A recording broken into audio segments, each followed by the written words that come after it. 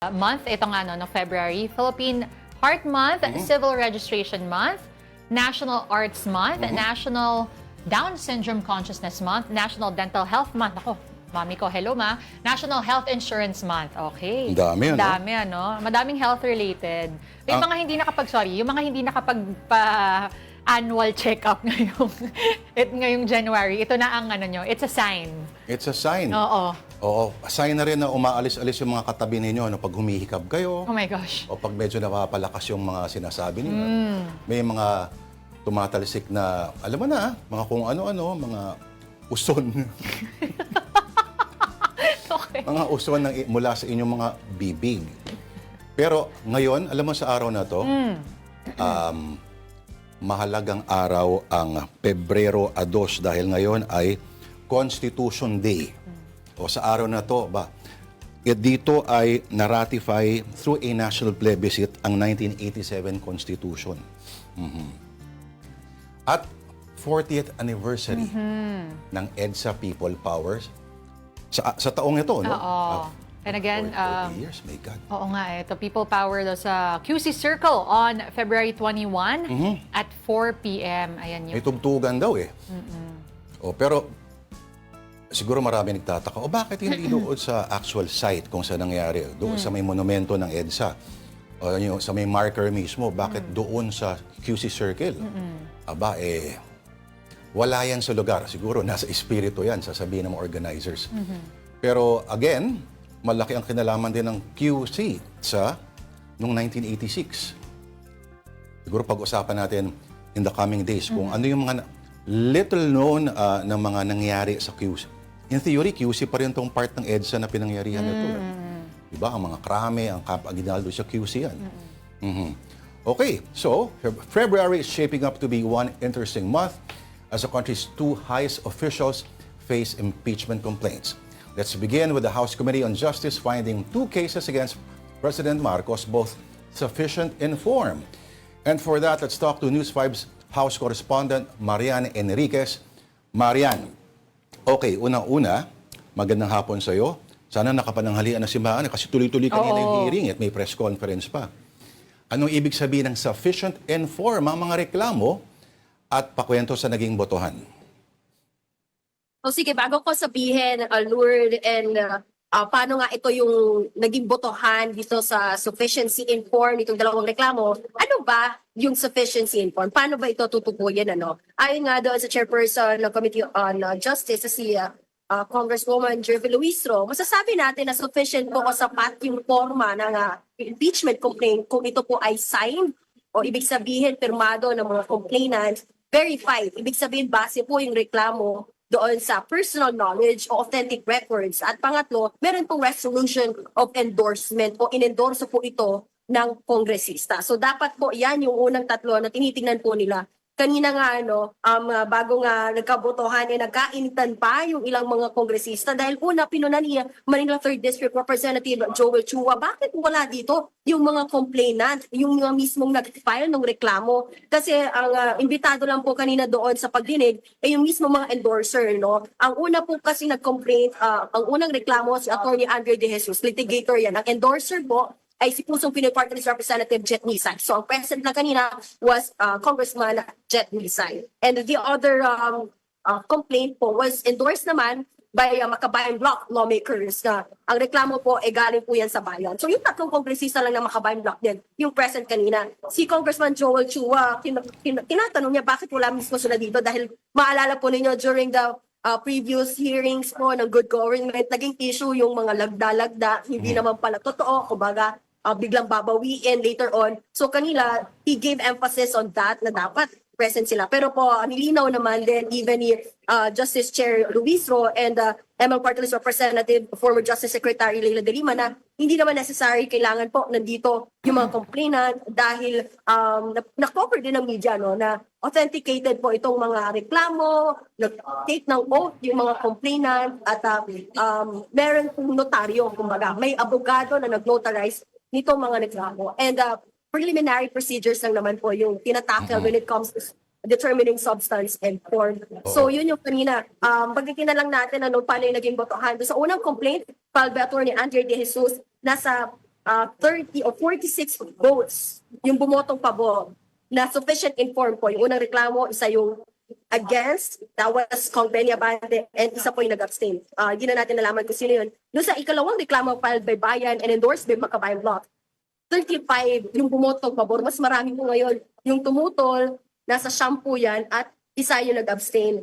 Basically, bakit mas marami yung nag-abstain? Siguro kasi kanina we saw how CDO Representative Congressman Rufus Rodriguez naman raised the issue na bakit walang notaryo doon sa mismong verification ng Makabayan Bloc and the Bayan complainants. Pero nilinaw naman ni Kabataan Party List Representative Rene Co na doon po sa mismong pahina ng mga signatures ng mga complainants, masyadong madami. Nasa mahigit 30 po no, yung complainants. So, hindi po kakasya sa isang pahina lamang. Oo. So, tignan nga po Maan? sa mga pages, doon nakita yung notaryo. Totoo ba? yun, Totoo, Maan, ano? na- Sorry, Maan. Magkaiba ang kopya na hawak ni Congressman Rufus Rodriguez doon sa ibang pinamigay, tama ba? Hindi. Tama naman, Lord, pareho yung kanilang mga kopya. Pero ang pinupunto kasi ni Kong Rufus was that dapat daw yung mismong verification page kung nasa yung mga pirma ng bawat complainant, doon nakatatak sa ilalim yung notaryo. Pero pinaliwanag po na pareho naman with the first impeachment complaint na hindi naman po exactly or necessarily nandoon sa mismo pirma ng mga complainant, pwede sa mga sumunod na pages, doon nakatatak yung notaryo. Lalo na pinaliwanag din ni Congresswoman Rene Co na marami yung complainant, nasa 30 plus yung nagreklamo, kaya hindi hindi nila nilagay sa isang page, kumbaga, nasa sumunod pa ng mga pahina. What's that So- J-word na pinagtatalunan nila? Paulit-ulit, Latin yun, di ba? Naka-affix dito yung, I forget the name, parang whose... Maan? Yes? Naalala mo yung word na yon? Yung J-word na Latin anyway, okay. So, unang pinagbotohan, ito mabilis, ano? Yung unang complaint, yung pangalawa, dito na nga medyo nagkaroon ng konting pagtatalo at may nag-walk out pa dahil hindi raw mga taxpayers. Oo. Meron daw bang may sinabmit daw bang documents proving that they are taxpayers, di ba? Alam mo, Pakikwento nga, Maan. parang sa sobrang windang ng lahat na hindi na lang siya pinansin, you know? Yun, si Kong Benny Abante, Manila 6th District Representative, sa bandang dulo, nung pagdinig, nagpahayag siya na, mag-walk out na lang daw siya kasi nga, hindi nga, kinatigan yung kanyang mga issues na ni-raise. Nagpasalamat siya si mga Kongs. Sabi niya, dapat daw pinakinggan yung mga ni-raise na issues nila Congressman Chua, nila Congressman Rufus Rodriguez, pero in the end, hindi pa rin nga pinakinggan o binigyan ng importansya yung mga issue near nila kanina sa committee. Kundi yun nga, nanalo pa rin yung majority ng committee voting in favor of yun nga, pagbibigay ng sufficiency informed doon sa dalawang reklamo. Alam nyo, Lord and Denise, ang pinakamainit actually or yung mas challenging at mas mabigat at mas matrabaho kumbaga ay yung pagdedetermine naman kung sufficient in substance dalawang reklamo, which will happen tomorrow po yan pag resume ng committee 10 a.m. So yun yung upload natin. Ano ba ginagawa pag sufficient kung paano i-determine yung sufficiency in substance? So ganito po yan.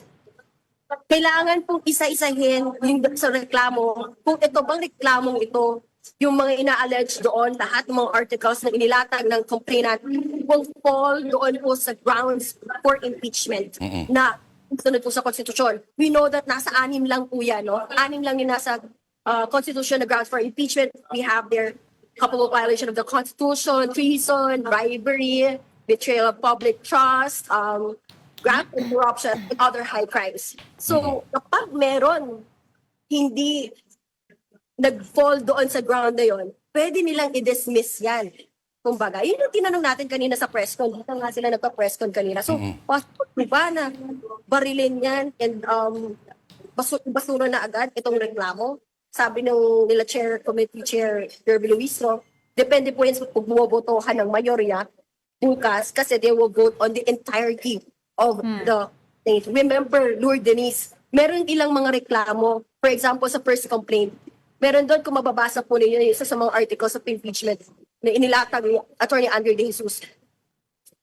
Inaakusa niya si PBBM na binuo daw yung Independent Commission for Infrastructure o ICI para raw pagtakpan yung kanyang mga kaalyado dito nga sa flood control scandal. So, So, yung sa bahaging yon medyo magkakaroon ng matinding debate kasi maaring may iba ang suspetsa ay talagang sinasadya na maging absurd or ridiculous itong mga charges so that posible raw na ma-dismiss, magkaroon ng pagkakataon na later on ma-dismiss itong mga ito kasi napaka-absurd. Pero, okay, mas matagal ang deliberasyon dito. Pero sa mga interviews, sinabi ni Committee Chair Jervel Ruizo na kahit sa mismo ay nalilito na rin daw kung Feb 6 ba versus January 15 ang pagtatapos ng 1 year na ban. yes, tama ka dyan, Lord. Yan naman ay sa usapin po noong impeachment complaint, paghahain ng panibagong impeachment complaints laban kay Vice President Yes. Sara Duterte. Kasi po, kanina kung maalala po ninyo, which I think will be reported by our One News reporter na si Amy, nag-cover po nung filing ng Makabayan Block and ng Akbayan and ML Party List Representative Nela de Lima and Percy Sandanya nung dalawang reklamo laban kay VP Sara Duterte. Kasi Oo. di ba, initially po sa first decision ng Korte Suprema declaring the unconstitutionality of the VP Sara impeachment proceedings, sinabi po doon na Feb 6, doon na pwede maghain, February 6, 2026. Pero dito sa second or doon sa recent decision nila, sinabi doon na January 15 onwards, I guess, pwede nang mag-file. Kasi nga po, in-interpret ng Korte Suprema na yung session days Versus ang- calendar days. yung calendar day, which is hindi po yun yung nakalagay pag when we talk about legislative session days. Ganito, ang tindi ng Pilipinas, So, paglilinaw lang, yung pinag-usapan kanina ay impeachment charges against the President. No? Yung pinagbotohan. Pero yung final is against the Vice President. Para malinaw lang tayo. And yung you're referring to kung kailan yung 1-year ban Yes. Yeah. Sa VP. sa VP Sara. Kay VP Sara. Okay, ano ang next steps maliban sa, pagkatapos today's committee voting, tapos yung vote, yung pag-determine sa substance naman, isang mabilis, anong mangyayari pagkatapos nun? Okay, Lord, kapag na-determine, kung lumusot din kung may sufficiency in substance, doon na po mag-uumpisa magpadala ng notice na itong Committee on Justice para pagsagutin itong si Pangulong Bongbong Marcos, yung respondent, at pa-replyin naman din itong mga complainants. So, Marcos has 10 days para sumagot o mag-reply, and then 3 days naman para sagutin naman ng complainant. So after that, kung matapos na po yan, at lumusot nga, may sufficiency in form and substance, may mga sagot na, dyan na po mag-uumpisa bumulong yung pagdinig ng House Committee on Justice dito po sa impeachment complaint saban kay Pangulong Bongbong Marcos. Ibig sabihin, papatawag na po yung mga complainant, ang mga testigo, even si Pangulong Bongbong Marcos, i-invite po nila dumalo dito mismo sa Committee on Justice para nga po kumarap cross-examination, paglalabas ng mga ebidensya, dito na po natin yon makikita. Ang tanong lang, kung lulusot ba sa substance? Sufficiency in substance. Alright, maraming salamat sa iyong ulat ng ating News 5 House Correspondent, Marian Enriquez. Thank you, Marian. Meantime, President Bongbong Marcos reassured the public that he is in good health after recently falling ill. At the same time, he pushed for several reforms in the country's healthcare system. Mobile journalist Julie Baiza reports. Kumusta po kayo? Sana ay nasa mabuti kayong kalagayan. Ako naman, eto, nagre-recover na rin. Pero maganda ang assessment ng mga doktor, nothing serious. Tiniyak ni Pangulong Bongbong Marcos na maayos at hindi seryoso ang banta sa kanyang kalusugan. Sa kanyang latest vlog, aminado si PBBM na bumagsak ang katawan niya habang nagpapagaling mula sa sakit na diverticulitis. Kailangan lang magpalakas ulit. Namayat na nga ako at sabaw lang ang binibigay sa akin ng ilang araw. Mabuti na yan at para akong nag-dieta. Una riyan, tiniyak na ng palasyo sa publiko na tuloy ang trabaho ng Pangulo at kontrolado nito ang takbo ng gobyerno. Isinusulong naman ni PBBM ang pagbabago ng mga patakaran para sa kalusugan na maaaring gayahin mula sa ibang bansa. Nariyan daw ang mahakbang para sa work-life balance at 4 na araw na trabaho kada linggo. Pati ang pagsasama ng middle class sa zero balance billing policy sa mga DOH hospital. Pero ang tututukan daw ng gobyerno ang digitalization. Pero wisyo raw kasi ang lumang pamamaraan o sistema. Tanyag tayo sa polisiyang kailangan ng ID para mag-apply kumuha ng ID. Isang refleksyon ng napakalumang sistema. Hindi tayo dapat pumipila ng madaling araw sa opisina ng gobyerno para lang kumuha ng isang dokumento. Kaya isa sa pinagtutuunan natin ay ang eGov app at digitalization ng government system. Humingi rin ng suhestyon ng Pangulo sa publiko ng mga patakarang nakaaabala sa kanila. Mga kapatid, Mobile Journal Julie Baiza po, hatid ang mukha ng balita. And going back to the House of Representatives, Vice President Sara Duterte is also facing 2 impeachment complaints so far. For the details, we have mobile journalist Amy Atienza. Okay, Amy, what does this mean for the complaints? Yes, good afternoon, Lord Denise. Dito naman sa House of Representatives, bukod nga sa napag-usapang impeachment ni Pangulong Bongbong Marcos, nakatanggap na rin ang Kamara ng 2 impeachment complaints naman laban kay Vice President Sara Duterte. Una nating nakita kanina ngayong umaga ay ang Makabayan Block kung saan nga isa sa mga patuloy nilang nilalapag dito ay yung paggamit daw ng 612.5 million pesos na confidential funds sa administrasyon nga niya ni Vice President Sara Duterte. Pero bukod pa dyan, na diin din yung hindi daw pagdalo ni VP Sara sa mga hearing at yung lack of accountability nga daw and transparency nito ni VP Sara dahil kung mababalikan lang din ay meron daw fake accomplished report na naipasa ang Vice President sa Commission on Audit. Pangalawa naman, nakita natin yung ilang mga civil society groups na in-endorse naman ni Akbayan Party List Percy Sendanya, pati na rin ni Mamamayang Liberal Party List Representative Laila De Lima, kung saan nga nasabi din nila itong misuse nga ng confidential funds, pati na din daw yung grave threat na naibigay ni VP Sara sa high-rank officials.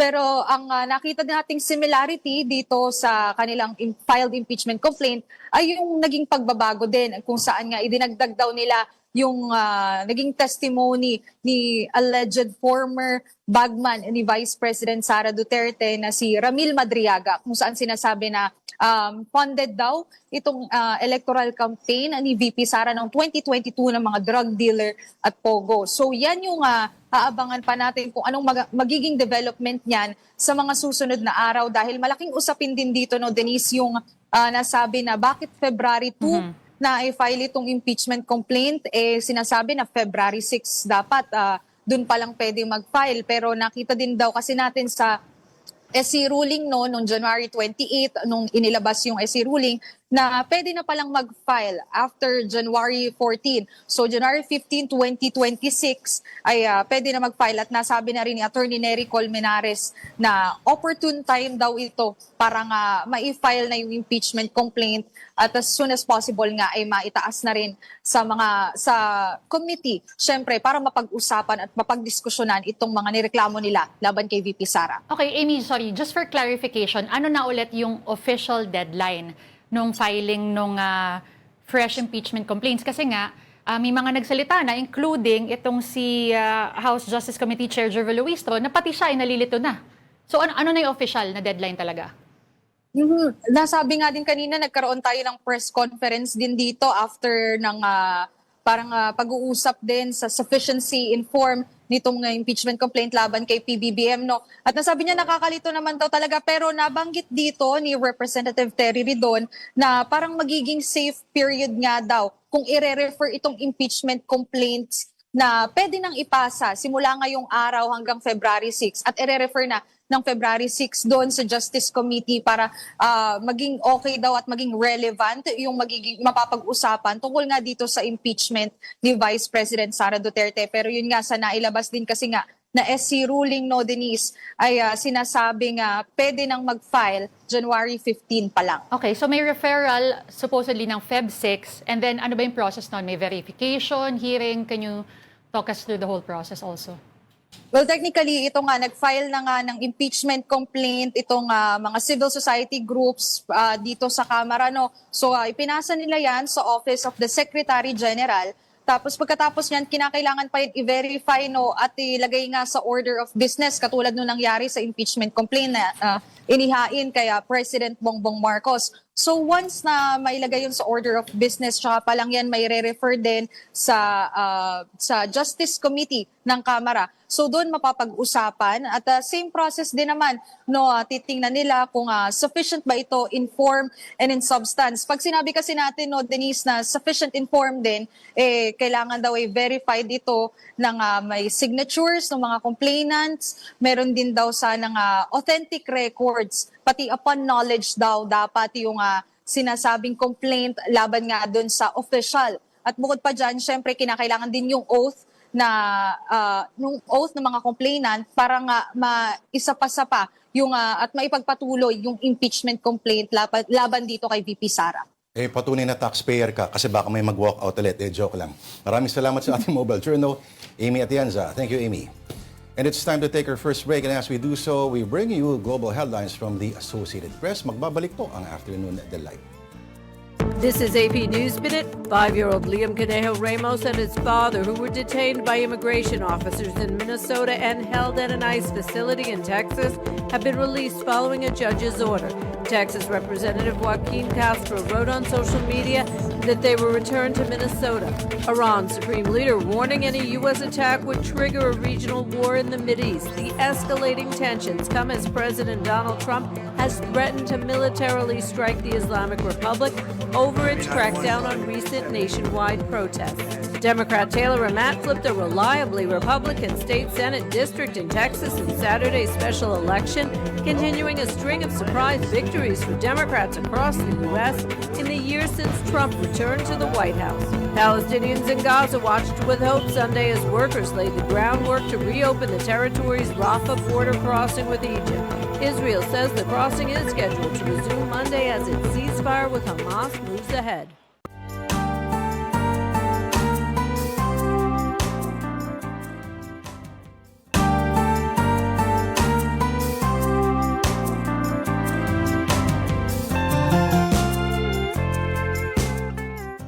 This is still Afternoon Delight on One News. Ako po si Lord de Vera. At ako naman po si Denise Tan. Magandang hapon pong muli. Now, circling back to our top story, fresh impeachment complaints filed against Vice President Sara Duterte. Let's bring in one of the citizen complainants, Matthew Silverio, who is the Secretary General of the Student Council Alliance of the Philippines. Magandang hapon, Matthew, si Lord at si Denise. Magandang hapon, Lord and Denise. Magandang hapon po sa mga nakikinig at nanonood. Okay. Unang tanong, yung sinasabi ay hindi raw ito recycled complaint as like katulad dun sa last year kasi may dinagdag ditong bagong elemento at ito ay yung kay mga testimonya ni Ramil Madriaga. Pakikwento sa amin. Definitely, hindi to recycled complaint dahil itong mga nagsasabi na recycled complaint ito ay, again, paano to magiging recycled complaint kung yung Vice President Sara Duterte at former DepEd Secretary ay hindi pa rin humaharap sa taong bayan at hindi pa rin nananagot. And again, final ulit natin yung ibang grounds for impeachment na parehas pero kagaya ng sinabi niyo po, no? Nadagdag dito yung affidavit ni Ramil Madriaga to corroborate yung details sa confidential and intelligence funds. So, yeah, yun po yung isa sa mga dinagdag natin na doon sa grounds for sa discussion sa grounds of impeachment lalo na sa bribery and graft and corruption. What makes you say, Matthew, na yung final ninyo, so kayo kasama yung mga taga-Tindig Pilipinas at ilang mga taga-akbayan, ano? Tama?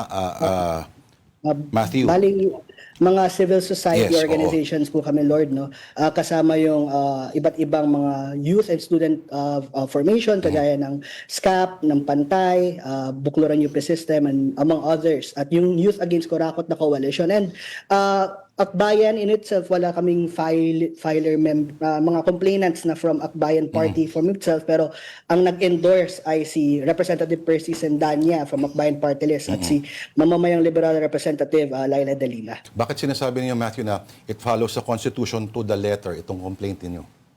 Definitely. And again, napaaga din kasi yung pag-file natin nito because again, yung because of the motion for reconsideration at yung bagong ruling din ng Supreme Court.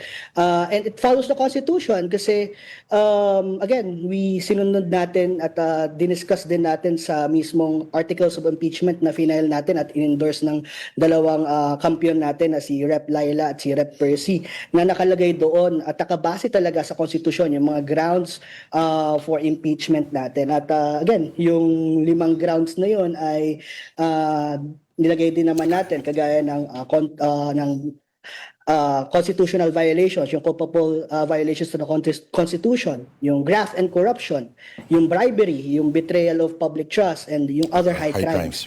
5 articles of impeachment and again, base talaga siya sa saligang batas. Okay. Matthew, may balak ba kayo, yung inyong grupo, na suportahan din yung impeachment complaint? Lipat lang ako ng konti. Impeachment complaint naman laban sa Pangulo? Definitely naisip namin, nagkaroon kami ng pag-uusap din na gusto namin i-pursue sana yung impeachment complaint din against President Bongbong Marcos at lalo na yung dahilan sana namin na ilalagay yung paglagda niya sa General Appropriations Act of 2025. Pero we were figuring out which grounds of impeachment yung pasok dito. Pero again, ang nangyari, naunahan tayo ng first complaint.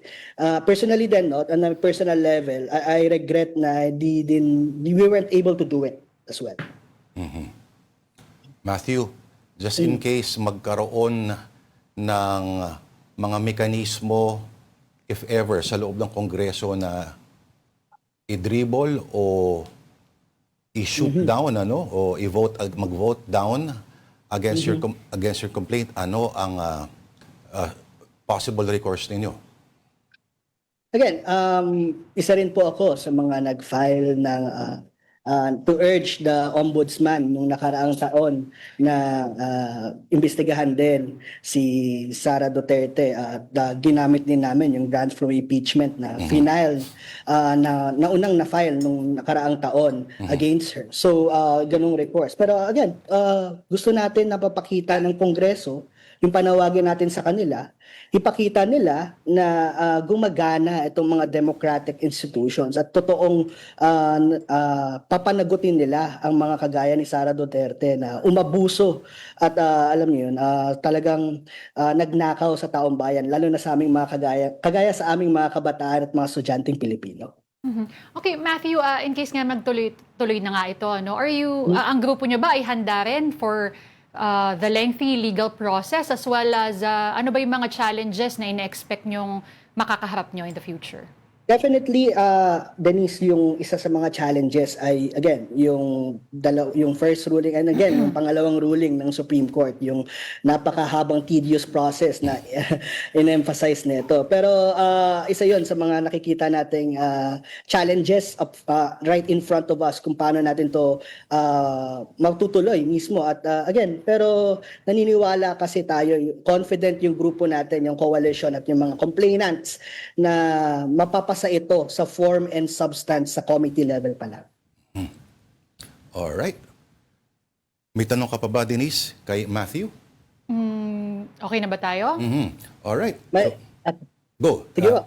Bali, ang panawagan lang din talaga natin. Kaya sumama kami mula sa Student Council Alliance of the Philippines at ibang mga youth formations kagaya ng Pantay, UP Alyansa, Bukluran UP System at iba't iba pang mga kabataan at mga estudyanteng Pilipino dito sa impeachment complaint na to. Nirefile natin yung historical impeachment complaint na unang-unang final last year ay gusto talaga natin ma-address na yung, again, confidential funds at yung milyong-milyong nila winaldas ni Sara Duterte. At again, hindi pa rin siya umaharap sa mga mamamayan at kabataang Pilipino. Kaya gusto talaga natin ipakita bilang mga kabataan na tumitindig tayo laban sa kahit anong uri ng korupsyon at kahit anong amount pa yan ng pera, billion-billion man yan, kagaya ng sa flood control projects, o million-million man yan mula dun sa confidential at intelligence funds na ninakaw ni Sara Duterte. Gusto natin ipakita na tumatayo tayo at tumitindig tayo laban sa impunidad, sa impunity. Ilang eskwelahan, ilang mga student councils, ilang schools ang kasapi sa inyong alyansa ba? Bali, ang Student Council Alliance of the Philippines din po ay meron 300 to student councils at organizations nationwide from state universities and colleges, local universities and colleges, and even private institutions. Maski high school po, may mga kasama ka. Ba? May mga taga Davao ba dyan ng mga eskwelahan? Mati? Meron po. Meron? Ba? Ateneo de Davao kasama natin at Aba. ang mga others na student council. Matindi. Alright. Maraming salamat sa inyong panahon. Si Matthew Silverio ng Student Council Alliance of the Philippines at isa po sa mga citizen complainants. Thank you, Matthew. Maraming salamat, Lord. Maraming salamat, Denise. Meantime, the camp of Vice President Sara Duterte says they are now ready to face the new impeachment complaints filed against her. And for details, we have News 5 correspondent Bril Montalvo. Bril. Hi, Bril. Lord, hello Lord, hindi na nga ikinagulat ng kampo ni Vice President Sara Duterte ito nga pagsasampa ng panibagong impeachment complaint laban sa Vice Presidente. Ayon nga sa defense team ni VP Sara sa pangunguna ni Attorney Michael Pua, gaya ng binigyang diin kamakailan ng Korte Suprema, ang impeachment ay isang mekanismo ng konstitusyon na pinamamahalaan ng pamantayan, ebidensya at angkop na proseso. Sila din ay nakahanda na harapin ang mga paratang na direktang ibinabato kay Vice President Sara Duterte sa pamamagitan ng wastong mga proseso ng konstitusyon, kumpiyansa na isang patas at walang kinikilingan na pagsusuri ay magpapakita ng anumang akusasyon ay walang parehong makatotohanan at legal na batayan. Ganun na umano ang gagawin ng defense team ni Vice President Sara Duterte sa panibagong impeachment complaint na isinampa sa kanya. At kung maalala natin, Lord, noong bumisita si Vice President Sara Duterte last month sa The Hague, Netherlands, at natanong din siya sa isang ambush interview. Sabi ni VP Sara ay always ready umano ang kanyang defense team sa mga anumang impeachment complaint.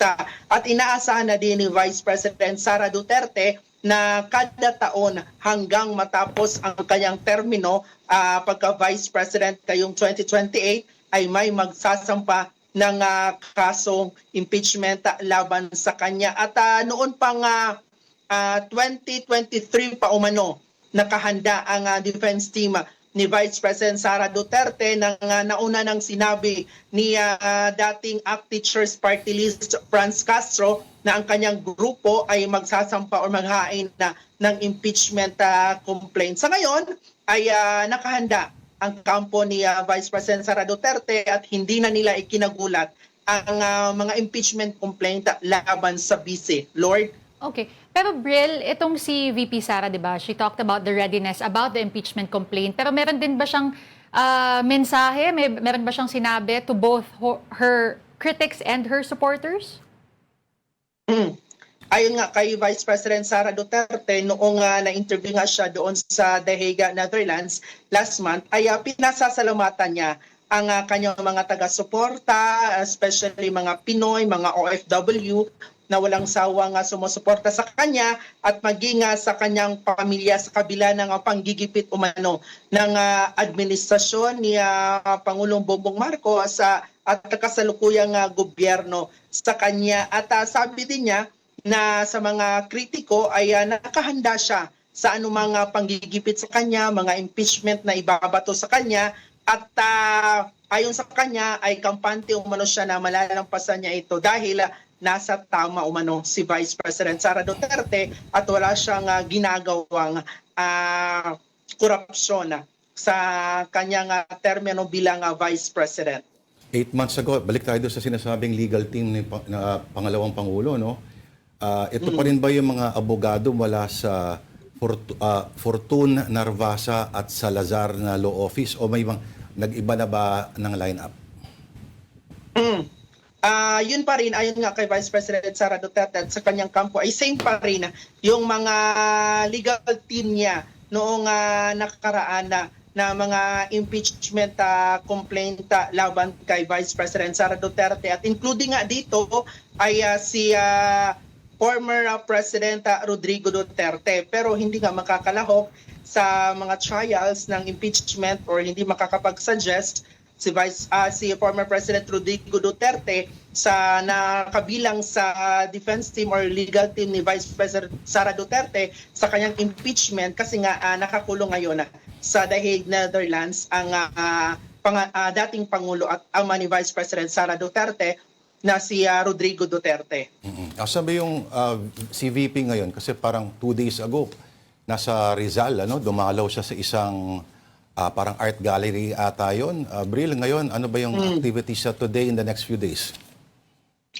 Alam mo, originally, Lord, si Vice President Sara Duterte ay babalik ng Pinas mga nasa 3rd week ng February galing sa The Hague, Netherlands para sa pagbisita niya or kanyang schedule na pagbisita kay former President Rodrigo Duterte doon na sa The Hague. Pero earlier, napaaga ito na shortcut ang kanyang pag-uwi at last weekend siya nakabalik ito sa Pilipinas at sabi niya na dadalawin daw niya, bibisitahin daw niya yung mga nabiktima na mga yung mga biktima nung lumubog na Roro doon sa Basilan at maging dito sa yung isang MBCA Amihara. Ito ngang bangkang lumubog din dito sa karagatan sakop ng Davao Occidental kasi nga yung iba sa mga sakay doon ay mga kaibigan ni Vice President Sara Duterte. So ngayong linggo ay nakatakda siyang bibisita doon sa mga biktima. Lord. Alright, maraming salamat sa iyong ulat. Ang ating News 5 correspondent sa Davao, si Bril Montalvo. Thanks, Bril. Here now is a quick rundown of more stories on One News. The Philippine Coast Guard rescued passengers from a distressed motor launch off Balok-Balok Island in Basilan at around 4:47 a.m. on Monday. AS Express 2 was carrying 210 passengers and 15 crew members. It was en route from Bangingi, Sulu to Zamboanga City when it suffered a steering and rudder malfunction. No injury was reported. The Department of Justice is set to kick off the preliminary investigation into plunder complaints linked to alleged anomalous flood control projects today. The first hearing involves cases against Senator Jinggoy Estrada. This in connection with questionable flood control projects by the DPWH 1st District Engineering Office in Bulacan. The Senate may tackle the removal of Senator Amy Marcos as chair of the Committee on Foreign Affairs later today.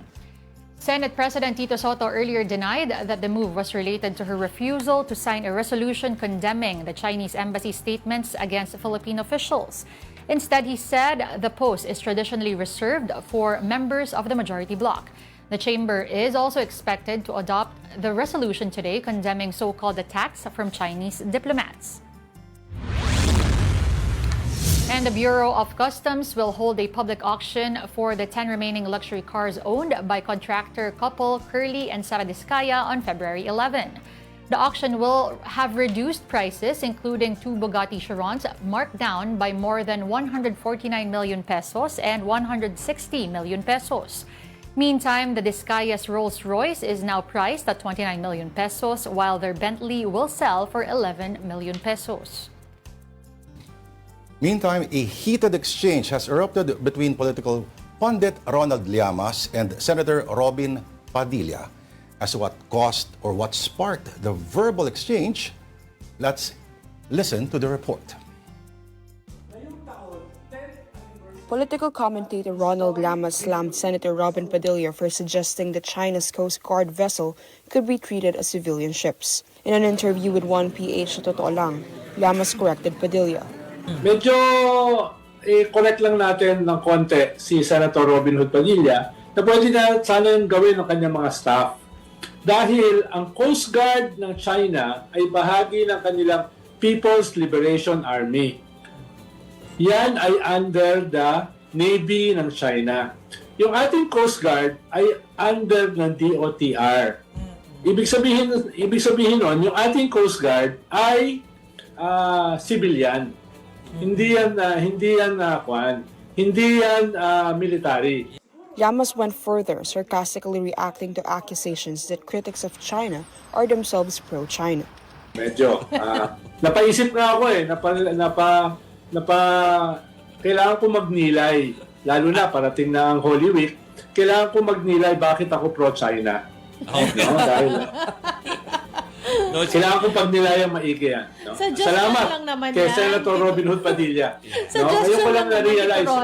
Llamas also commented on the statement of Padilla's wife, Marielle. In an interview with Julius Babo Unplugged, she defended her husband, portraying him as a reluctant politician driven by service rather than ambition. There are days that I tell him, hindi na. Wag na talaga. And then there are also days, Julius, that people come up to me. They tell me, natulungan po ako ni Senator sa ganito-ganito. Sometimes I feel na, lalo na when they take out of context what he says or they say stuff about him, parang I feel na they don't deserve him. Robin has no ambition. Robin, from day one, wants to help. But Llamas was unmoved, even suggesting that Padilla's popularity may be waning, and questioning whether the senator will seek another term. Hindi na daw tatakbo because we don't deserve him. Alam mo, malaking tulong si Senator Robin Hood Padilla. No? Dahil sa kanya, ay halos lahat ng artista na tumakbo last midterm election natalo. Kaya ang laki ng tulong niya, no? Kailangan natin siyang pasalamatan na yung mga botante ay hindi na name recall lamang, hindi popularidad lamang ang magiging batayan ng kanilang pagboto. The senator responded through a lengthy Facebook post, rejecting the criticism, reviving past controversies involving Llamas, and reiterating his advocacy for electing leaders who are not wealthy, powerful, or from political families. Padilla also pushed back against speculation about his political future, noting that historically, no senator has topped the Senate race twice in a row. We also give you a quick look at stories from our media partners. The Philippine Star is reporting about film activist Chantal Anicoche's return to the U.S. after staying under armed forces custody. She was in the Philippines for volunteer work when reported disappeared on January 1st after the military bombed an area in Abradilog. Anicoche was found emerging from a hole on January 8 in an AFP video, which human rights groups said was staged. On Business World, one headline reads, Philippine manufacturing activity growth hits 9-month high in January. Factory activity last month expanded at its fastest pace amid an increase in output and new orders to 52.9 from 50.2 in December. A reading above 50 denotes better operating conditions the month prior.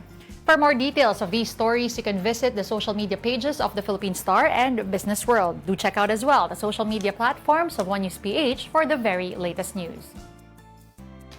And this is still Afternoon Delight on One News. We just need to pause for another break. Promise, babalik po siya.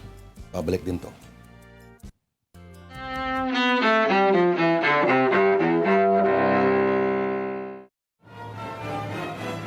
February 2nd, 1943.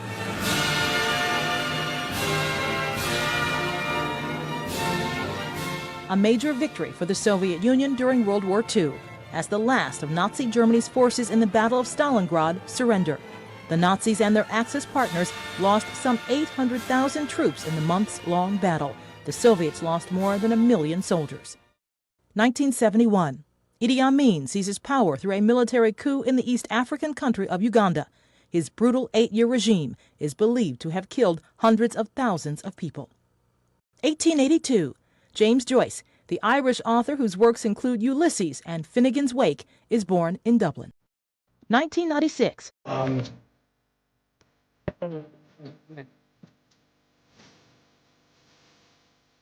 Gene Kelly, dancer, actor, and choreographer of Singin' in the Rain fame, dies in Beverly Hills, California. He was 83. And 1979.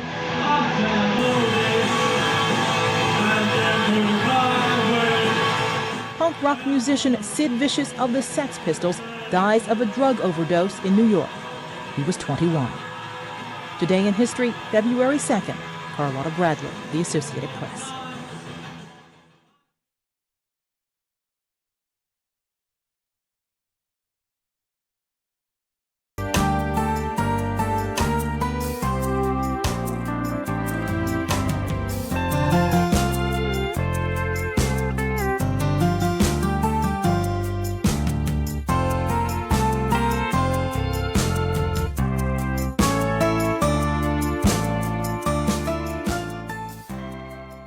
At kayo pa rin po yung nanonood ng Afternoon Delight. Thank you for staying with us. And ang delight of the day natin ay Adobong baboy na mula daw sa langit. mula sa langit, a.k.a. Grabe.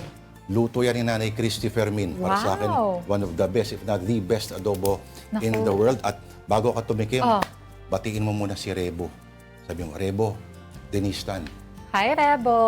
Rebo At habang tinitikman mo yan, alalahanin mo yung pangalang Rebo. Natikman na natin to. Internalize ko muna. Rebo kasi, niyayabang ko sa kanila kasi itong adobo na to eh. Hindi, i-relate ko na. Rebo adobo. Rebo adobo. Rebo adobo. Ayan. Rebo, mo na yan. Oo. Ito ba Sige, yung type mo tingnan sa mga adobo, yung konti lang yung sabaw? Actually, mahilig kasi ako sa adobo. Kahit yung tuyot, kahit yung masabaw. Ito yung adobo na normally nagsusuka pa ako sa adobo. Sa side, Talaga? sausawan. Pero ito mali. Ano? Wala na siyang ibang kailangan kundi kanin. Shucks, parang ang sarap-sarap. Teka lang. Yung mga minsan hindi mo alam kung pork flake ba yung nakain ko o bawang? Bawang ba to lahat? Yes, sir. Yes, ma'am. Galing kay Nanay Christy. Nanay Christy, thank you po. Salamat, Nanay Tinitipid ko yan Christy. Tinipid ko yan para sa'yo. Mm. Yes. Goodbye, kanin. Alam mo, masarap dito. Ano? Kukunin Rebo. mo yung sarsa. Yes. Saka yung konting mantika. Yes. Ihahalo mo sa kanin. Yun. Tama ba? Mm. Sige. Okay lang, kain muna tayo. Hayaan mo silang May manood. oras pa ba? Manood sila Kain na muna lang. tayo. Ang sarap. Rebo, ang sarap. Rebo. Sa second bite na sana ako, kaya lang may kailangan pa ako mga sabihin. Oo. Umakyat na eh, no? Umakyat nila. Gumanon, tumama na sa bloodstream eh. Sige, habang... Ito, medyo nalulungkot ako sa balitang to. Itong una nating balita on social media. Okay, on Variety. The headline goes, The Beatles' first look, Paul Mescal is Paul McCartney. Okay. Barry Keoghan is Ringo Starr. Sa Saltburn of And Saltburn. more in 4 movie event. Ang direktor na to, si Sam Mendes. Ang direktor ng Jarhead, 1917. Ang sarap. Ang sarap nga. Woo! Okay. Pero, Bakit ka nalulungkot? buhay pa yung dalawa eh. Ngayon, ang joke nila, what will it take to reunite the Beatles? 2 more bullets. Bad joke siya, no? Pero, ang problema rito, sa mga biopics in general, is they tend to oversimplify very complex lives. Yeah. And you have 3 geniuses dito. Sorry sa mga Ringo fans. Pero alam ko may drumming genius din naman si Ringo Starr. No? Pero each one of them, may mga complex na mga buhay itong mga to. Tingnan mo yung ewan ko nagustuhan niyo yung Bohemian Rhapsody.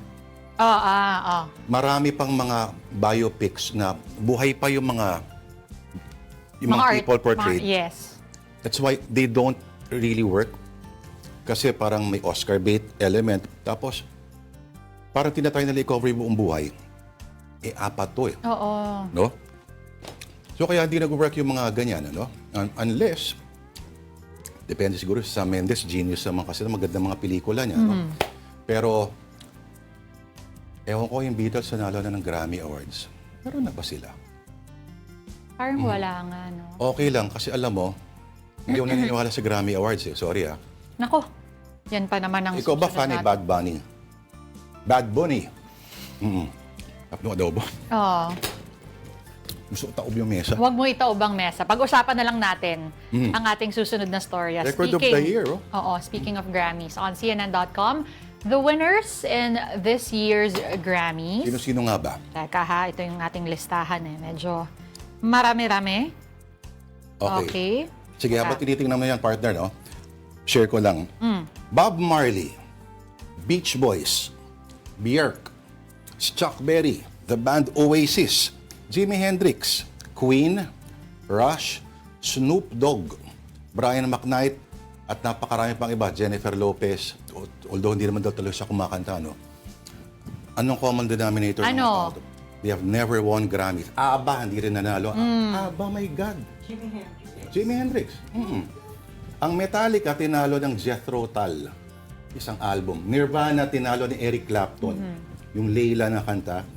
Imagine, Nevermind na nilabas yung Nirvana. Nevermind ba? Noong panahon na yun, no? So, ang sinasabi nila, ang Grammys daw is an organization of old white men of a very specific musical taste. Pero ito na nga, yung the Big Four na tinatawag nila na awards. Song of the Year, so nandyan yung Wildflower ni Billie Eilish. Tama ba? Ito may listahan ko. Okay. Record of the Year would be Kendrick Lamar featuring SZA, Luther. Album of the Year, si Bad Bunny. How do you say this? Debbie Tirarmas Photos. And then, Best New Artist is Olivia Dean. Okay, yan yung mga winners of... Olivia Rodrigo?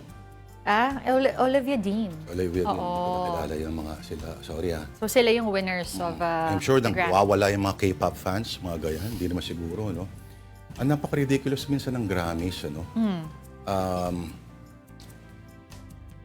Ang dami. Isipin mo, Milli Vanilli nanalo ng Grammys dati. I mean, hindi nila kailangan, even without the fakery, parang my God, ito ba'y bibigyan nyo ng Grammys? Album of the Year? Ang dami-dami mga kasabay nila na bumago sa course ng Music, world music, ng pop in general. Tapos, ewan ko, pero Well, we don't really know what goes behind the scenes, ano, and how all those things are judged. Pero, ayan na nga po, yung binanggit namin yung mga winner of the 60th Kain ka muna ng Grammy. adobo. Magpa-good vibes ka muna dyan. Oo.